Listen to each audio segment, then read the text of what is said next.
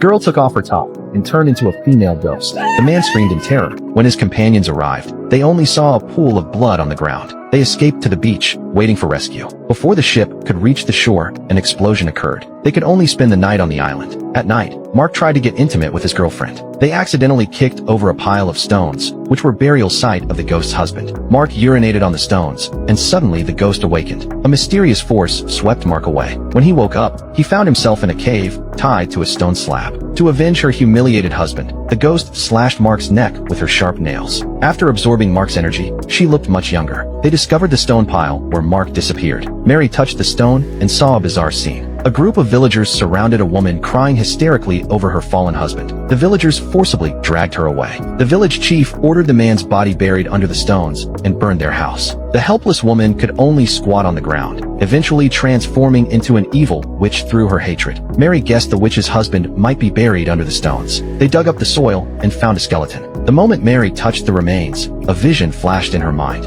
A loving couple faced opposition because the man was an outsider. Villagers violently separated them, killing the husband during the conflict. The woman became a witch in a mountain cave, cursing the entire village. They arrived at a waterfall with many rocks hiding a cave. The ghost lurked underwater, waiting to strike. When Lucy went into the water, the ghost suddenly attacked, grabbing her because Mark was too strong to handle. They realized they would be killed if they didn't act. As night fell, something snuck into Lisa's tent. John bravely lifted the tent to find the ghost had escaped with Lisa. Lisa awoke in a cave, her throat slashed. Others arrived just as she was killed. Mark and John attacked angrily but couldn't defeat the ghost. She quickly healed from their wounds and slashed John's stomach and Mark's neck. Mary fled to a dilapidated house with the witch's doll. As the witch pursued her and grabbed her throat, Mary mimicked the words of the witch's husband. Hearing those familiar words, the raging witch slowly regained her sanity and human form. Influenced by Mary, the witch abandoned her revenge. She forcefully pushed Mary into the lake, then looked at the doll. Together, they turned to ash and disappeared.